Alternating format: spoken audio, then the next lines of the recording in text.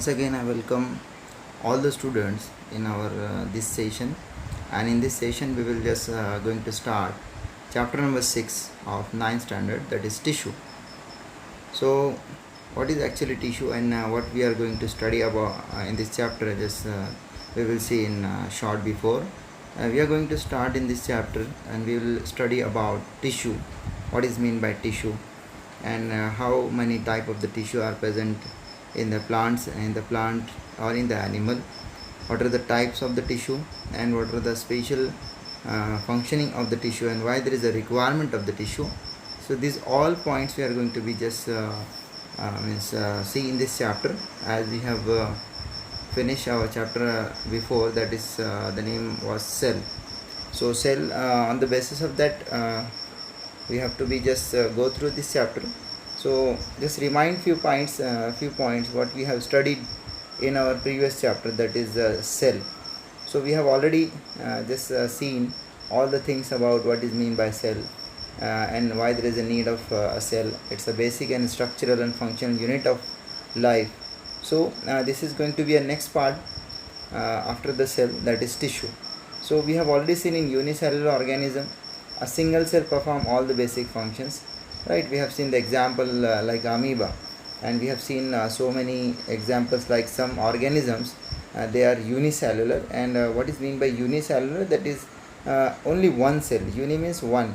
So here is amoeba is also one of the type of that example, that is a single cell organism which can be perform all the function with only one cell.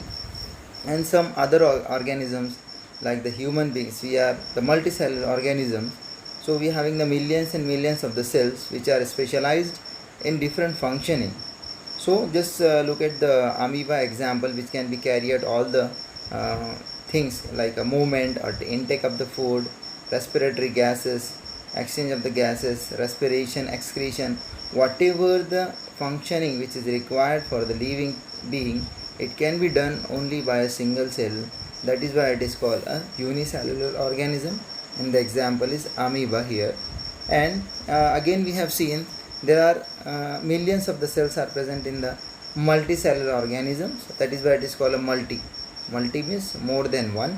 So here the other session we have seen that what is the multicellular organism, which can they having more than one cell, right? They having the millions of the cells to perform a special functioning, and most of the cells, they are specialized to carry out a few functions.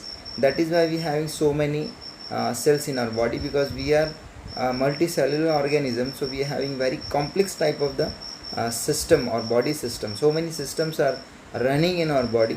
So to perform a different task, we having a different kind of cells or different group of cells, right? So to function taken up by a different group of cell. So that is why number of cells, they will come together and they will perform a specific type of functions.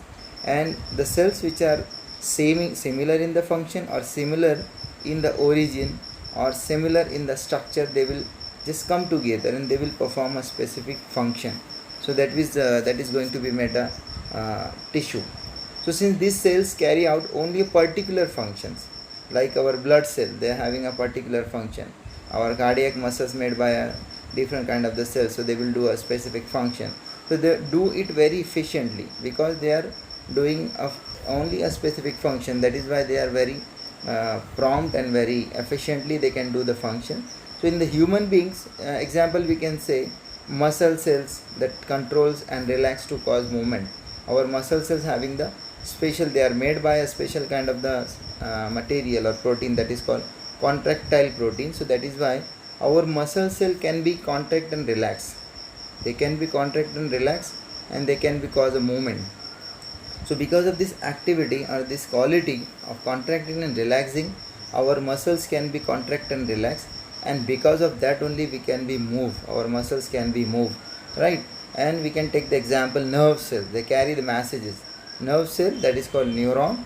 So neurons are the nerve cells that are special, or they are expert to carry the messages from one place to another place, like from our sense organ to our brain, from brain to sense organ or other muscles. and this is the special kind of the cell that is called a nerve cell or neuron. Then we having the example of blood cell. So what is the special of the functioning of the blood cell? Blood is a transporter in our body, which is responsible to transport each and everything in our body, like example food, oxygen, hormones, waste materials, and so on. So many things, whatever which are traveling in our body, which are moving from one place to another place in our body, which is actually travel by the blood only. That is why blood is called a transporter in our body, right? And same like in plant also. So definitely the plant doesn't having any kind of the blood like something. So how they can be transport the materials, like they want to transport the food, they want to transport the water, because they need the water for photosynthesis. So they are taking the water from the soil with the roots, and the photosynthesis have to be happening to the leaf of the plant. So how the water is going to be transported without blood? So they are having a special kind of the muscles, a special kind of the tissues, that is they can be perform a specific function to carry the water from roots to tip of the plant. After the food will prepare, it can be also transport the food from green part to non-green part of the plant, like from leaves to another part. So this is food and water from one part to another part. It can be transported with a special kind of the tissue they are having, like a xylem and phloem. We will study in detail. So many multicellular organisms show division of labor. They are having a special functioning which is responsible to them only. So that is what is said to be division of labor, division of work. And cells specializing in one function are often grouped together in the body.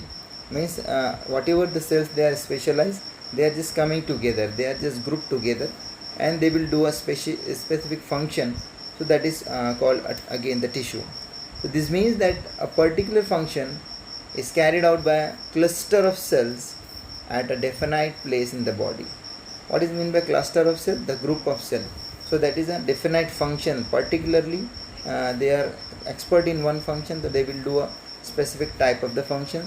So the same kind of the cell, same origin of the cell, same structure of the cell, they will come together, they will make cluster of cell in a definite place in the body. So this cluster of cells called tissue.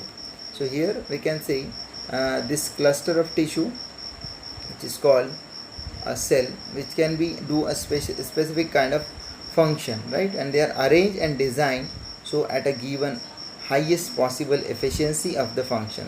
They are arranging like this so that they can be do their function very properly. Their arrangement is also very important, like blood. And say example we can be see in our body, that is a blood which can be transport the material from one place to another place. We can be take the example of phloem in the plants, and muscles in our organisms or animals are also the example of tissues. So blood, normally we will think it's not a tissue, but this is a fluid connective tissue. Because why it is a tissue? Because it is connecting all the body together. They are just allowing all the movement of the material throughout the body, like the phloem in the plant also doing the same thing. So this is called a tissue. So you can write down the definition, like a group of cells that are similar in the structure and or work together to achieve a particular function forms a tissue, right? So number of cells from here to here, number of cells which are expert into the doing a specific functioning, they are come together, they are similar in the structure, maybe they are similar in their working, they can be work together and they can be achieve a particular function. Like neurons or the nerve cell, they are come together, they will make nerves, and they are expert to travel or to transport the message in the form of impulse from our sense organ to the brain. So they just all the nerve cell or neurons, they come together and they make the nerves. So like that in our body, so many places the cells, they are expert in a particular functioning, they are just coming together and they are making a group, and that is called a tissue. That is a cluster of same kind of the tissue, same kind of the cell. So here up to here we have just seen what is tissue and why it is called a tissue. So now we will just start in the next paragraph, that is, are plants and animals made up of same type of tissue? So now here the question is arise. So we have seen like in our body we having the blood to transport, in the plant they having the phloem, and xylem to transport the water and food. So is all the cells is the same in our plant and animal both. So there are a different kind of the cells are present, or different tissues are present in the plant, or there are different tissues in the animal to perform a different kind of the function. So let's compare the structure and function. As we have seen in previous lecture, the structure of the plant cell and structure of the animal cell, so that is quite so many differences we have seen, like a presence of cell wall in the plant cell and absence of cell wall in the animal cell. So do plants and animals have the same structure? No, they are having a different kind of the structures, and they perform a similar function in on the basis of their arrangement, right? So what are the functioning we will see right now here. So there are noticeable differences between the two cells, like plant and animal cell. Why there is a differences? Why there is a need of different cells in plant and different cells in animal? So here are so many points are there, like the plants are stationary in one place. As you see, the plants, they cannot be moved from one place to another place. They are fixed in a one place, so they don't move. And most of the tissue they have are supportive, because they don't want to move, they just want to be stand in a one place. So most of the tissues which made to the plant, that are supportive tissue, they are just only to support the plant. So one difference we can be see here, most of the tissue in the plant that are for supportive only, which provides them with structural strength, which is providing the structure, which is providing the strength to be withstand with the different atmospheric conditions. And most of these tissues are dead. So because they are only supportive tissue, so they are mostly in the dead, or they made by dead cells. Since dead cells can provide a mechanical strength easily and live once and need less maintenance, so why there is a more number of dead cell or dead tissues are present into the plant? Because it is only need to be performed a supportive function, so they can be do by a dead cell also. Or while the dead cell need less energy, less attention, less water, so that is why to save the energy, to conserve the energy, they are having most of the dead cell. An animal, when we are just talking about the animal on the other hand, so we have to be moved from one place to another place. Why all the animals have to be moved from one place to another place? In the search of food, or in the search of shelter, or mates, their partners, to search their partners, to find out the food, to find out the shelter. The animals always are moving from one place to another place, and that is why they need a more energy. They can consume more energy to perform a different kind of the function as compared to the plant. That is why animal needs more energy, and animals having more living cells, right, or living tissues. That is why the animals, they may contain a more living tissues. Why? Because we have to be moved from one place to another place in the search of food and mates and material and shelters. So another difference we can be also consider here in the plant and animal cell for their pattern of growth. As we have seen, number one, the difference, plant are stationary in one place, they are not moving from one place to another place, but animals have to be moved from one place to another place in the search of food, shelter and mate. One more difference we will also see, the pattern of growth, how they are growing. The plant are growing in a specific areas or specific regions, or animal have to be growth in overall in all the directions. So the growth in the plant is limited. Why it is limited to the certain region, while this is not so in animals? So the plant's growth, as we see, the growth area or the part of the plant which is growing, that are specific, like a tip of the root, tip of the shoot, so where it is growing very fast. Or in animals, it is a random growth, means every area it is growing in a proper pattern. So the growth is in the plant is limited to the certain region, while this is not in the animal. So there are some tissues in the plants that divides throughout their life. So that is why we can be divide several tissues in the plant. They have to be grow throughout their life. They are just growing throughout the life, and these tissues are localized in the certain region, and that is why they are having in a certain regions, like on a tip of the root or tip of the shoot. So based on this dividing capacity on the tissue, various plant tissues can be classified as like a meristematic tissue and permanent tissue. So now here we are just classifying a different kind of the tissues on the basis of in which region plant need more growth, that is having meristematic tissue, like I said you, on the tip of the plant or on a tip of the roots or shoot of the plant, because that area are continuously growing very fast, and that is why on that region the meristematic tissues are there. So these tissues are meristematic tissue, which is responsible or which is having the capacity to grow very fast. So this is a growing tissue that is made by meristematic and to perform a specific function. Now or the permanent tissue, this is the two types. One is meristematic tissue and the second one is permanent tissue. So cell growth in the animal more uniform. So as we can compare, in the animal our body is growing uniformly in all the regions. We are not growing a specific part only is growing and another part is not growing. So in our body all the growth is uniform in all the direction, same growth is there. So there is no such demarcation, means like there is no need to be just having some special area which needs more growth and some is not. So some cells are more dividing, some is non-dividing. So in the animal we don't have like that. In the plant only we having the special tissue which is growing more and which is not growing more.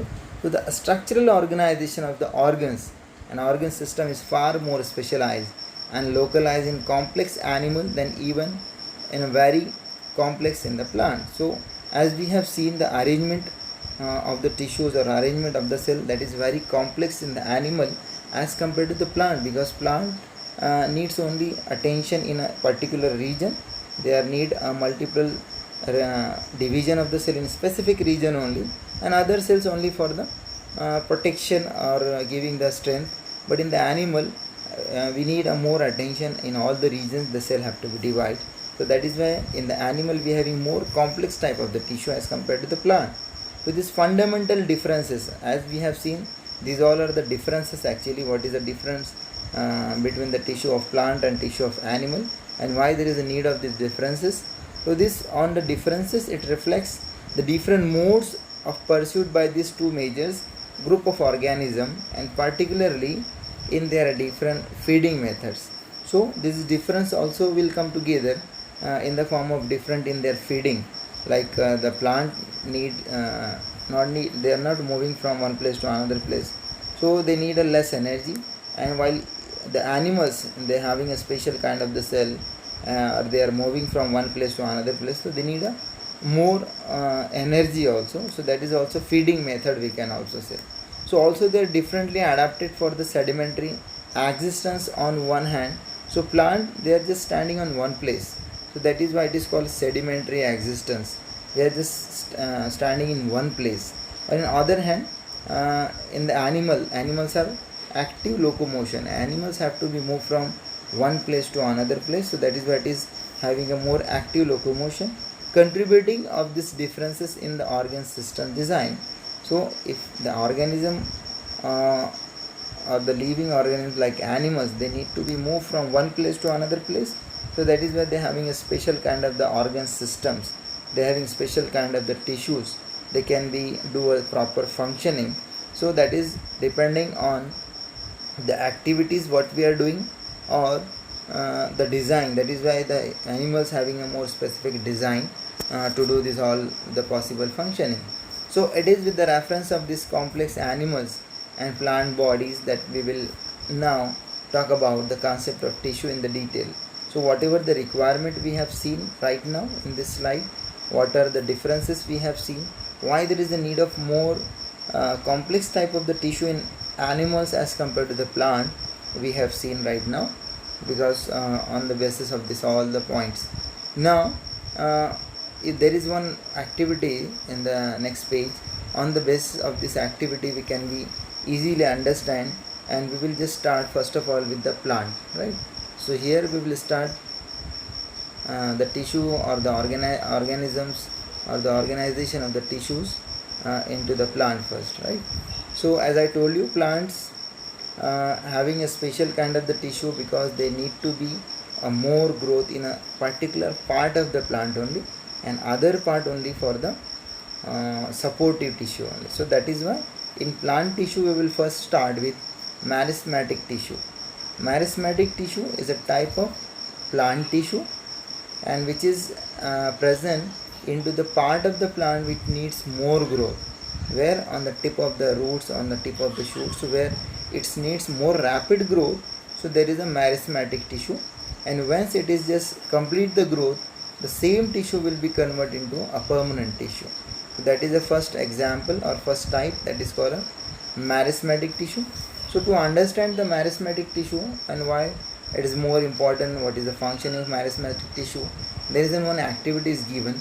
In this activity it is very simple. You just have to be take a 2 glass jar, right, and just put some water in both the jars, and we have taken an onion bulb in both the jar. We have just kept the bulb like the roots of the plant of this onion bulb is dipped into the water or submerged into the water in jar 1 and jar 2. And then what will happen, you have to just observe the root of the both the bulbs for a few days, like how the growth is there in the both the roots of the plant. So measure the length of the roots in 1 day, 2 day and second day. This is actually, you can make this like this table. So in this table we are just writing the growth, what is the growth in day 1, day 2, day 3 for the both jar 1 and jar 2, both we are just writing after 2 to 3 days. Just do one thing, or 1 day or day 4, cut the tip of the onion bulb in the jar 2 by 1 centimeter. So what we have to do in jar 2, just we are just cutting the tip from here of 1 centimeter, whatever the growth is there, and then again we have to just observe the growth in the both the jar. So what we have done, we have just cut the tip of the root from jar 2. So what will happen, and then what we have to be, again we have to be observed for again 2 to 3 days more, what are the growth of this jar 1 onion bulb and what is the size of this jar 2 onion bulb. So actually what will happen, you will observe a more growth in jar 1 only, and as we have cut the tip of the root that is having a meristematic tissue, so the growth will be not there, and you will find only the jar 1 having a more growth as compared to the jar 2. So what is conclusion in this activity, the tip of the plant they are having the meristematic tissue, and once we cut the tissue, meristematic tissue, it's unable to grow more as compared to the jar 1. So this is the observation we have to write up to day 5, day 6, day 7. So the reason is tip of the plant they having the more meristematic tissue, they can have ability to divide more rapidly. So that is why once you are cutting the tip of the meristematic tissue of that root, so it will not grow faster, right? So that is on the basis of this activity we have understand the importance of meristematic tissue in the tip of the plant. So this is the observation, and just we have to write down which jar having more growth. So definitely jar 1 having more growth because it is having remaining meristematic tissue is there, so that is why it is growing very rapidly as compared to the jar 2. And then we will see here the growth of the plant occur only in certain specific region, right? So as I told you, plant having a special regions where it is needs more growth. So in that area or in that specific region only the growth is there. So that is in a specific region the growth is more. This is because the dividing located only at these points, the dividing tissue like meristematic tissue. So why the plants are only having growth on a specific region? Because the presence of meristematic tissue in a special region, so only these points will grow very faster, and depending on this region where they are present, meristematic tissue are classified as apical, lateral and intercalary. This is the 3 type of the meristematic tissue, you can also say. Number 1 apical, number 2 lateral, and number 3 intercalary. These are the basis on the location. If you see this diagram, this will show you an idea of the 3 type of the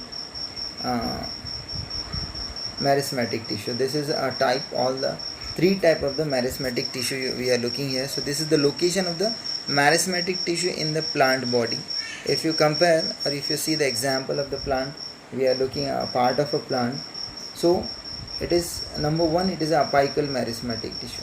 So why it is called apical? Because it is present on a tip of the plant, right? On the top, or you can say the tip of the plant, root or shoot.